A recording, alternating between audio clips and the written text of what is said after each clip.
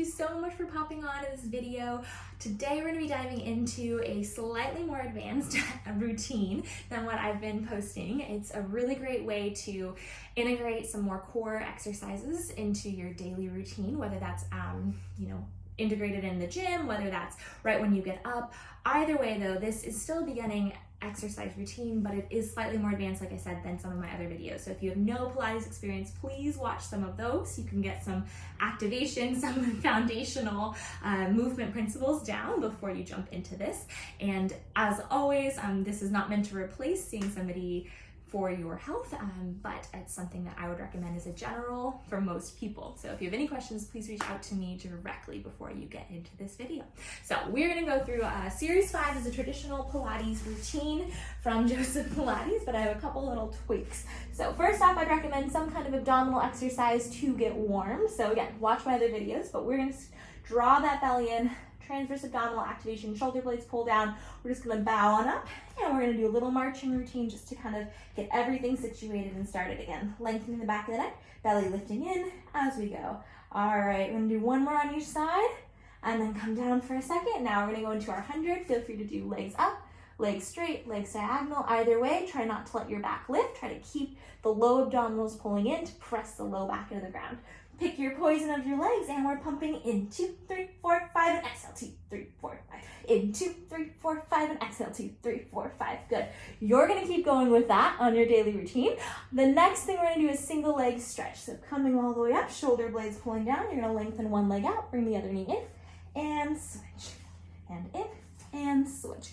This one is great to do, again, warming up the spine. I always talk about really drawing the stomach in as you open up the hip, so that you're pulling like suspenders up in your abdominals, we'll say, because a lot of times we kind of let that leg bounce with it, and it's more into our back and more into our hip flexor. So draw that belly in so you're really controlling the abdominals. All right, so that is your single leg stretch. We're gonna go into double leg stretch.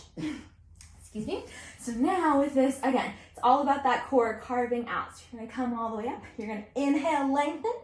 Exhale, circle the arms in. So the legs stay connected. Inner thighs are active, arms come up. Exhale, the arms circle, the legs come in. Inhale up, exhale, circle. Notice that this isn't happening as you go, but instead, as the legs shoot out, the belly lifts in, so you're carving this out, flattening that spine, and then it comes in.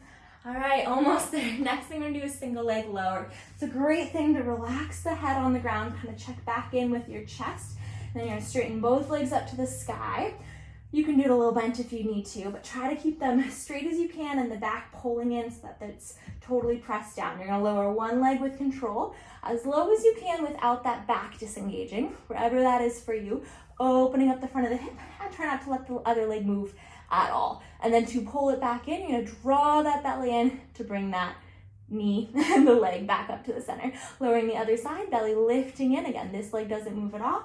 Scooping the abdominals from lowest part to come up, kind of like a seesaw. So you're gonna keep going, really controlling what's happening on that other leg, really controlling what's happening in your core, and always activating from your abdominals to pull you back in as you go. Speed of choice, I just find that slower is a little bit harder. From there, we're gonna go into scissors. So same concept, this time you're gonna pull your knee into your chest as you go, and you're gonna keep your chest lifted, or you can have your head down if you need. But when you're up, you wanna make sure your shoulders aren't curved forward. They're pulling down and they're opening, and your ribs are what's pulling you higher. That neck is really long. So you can do this at whatever speed you'd like. You can do a little double pulse, a lot of people teach. You can really focus on the pull, the stretch of your hamstring, totally fine, but whatever you choose, the focus still has to be on your core. So you're still pulling that belly in, flattening out the stomach, no movement in your hips as you do. All right, from there, we do the beloved double leg lowers. Chest is open, shoulders down. Some people teach to sit on your hands, and you're welcome to do that if you can kind of carve underneath, but it's gonna be a little harder if you keep your arms out. I think it's a better cue on if you're doing it correctly and safely. So I would recommend having the hands out, tucking that tail, so again, the back is totally flat, pulling that belly in, lowering the legs, wherever point before your back starts to lift, even just minimally, pull the belly in, and again, from here is what brings it back up. A lot of times we kind of get here, our back starts to go, and then we like hoist to bring it back up. Try not to let that happen. Instead, pressing the legs together, controlling it down, belly lifting in. See if you can pause for a second. Stomach pulls in to come back in. I really recommend people start here.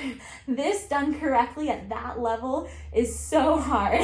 So once you get that down, then going farther. But a lot of times we think we can go farther, and even just that much of hip lift can really impact your back. So start a little bit slower. I work my group into lowering for 5, lifting for 5, slow counts, lowering for 6, lifting to 5 for slow counts, kind of all the way up and then all the way down. So if you want to start lowering 1, 2, 3, 4, 5, lift 1, 2, 3, 4, 5. At that pace, it's killer. I would recommend working towards that for, again, really strong low abdominals.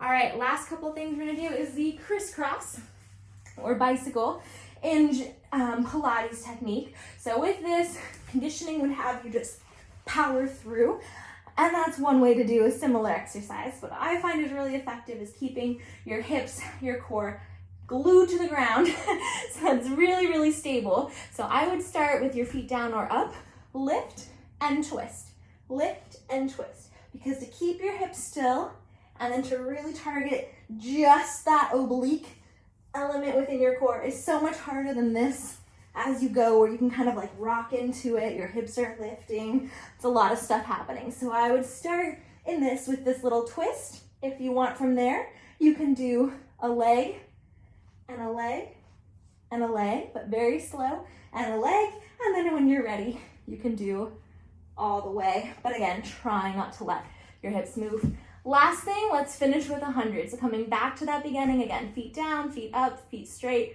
feet out, whatever you'd like. Try to push yourself a little farther in this last one. And exhale up, we pump in 2, 3, 4, 5, exhale. In 2, 3, 4, 5, exhale, 2, 3, 4, 5, and relax. Sorry, it's hard to say that while doing it that quickly for you guys, but I wanted to give you that compact little exercise series. It's a lot of me explaining it, but if you get the exercises down and you start just trying to do, 5 reps, one right after another, as you go, work into then 10 reps, work into 20 reps. As you go, I think you'll really find a big difference in your core strength, your core stability. So again, definitely reach out to me if you want to join a class. If you have any questions, this is just a general workout, disclaimer, for most bodies. So if you have any concerns, please reach out to your healthcare provider before starting this. And again, I'm here as a resource. So hope you have a great day, and I'll check back with you in our next video.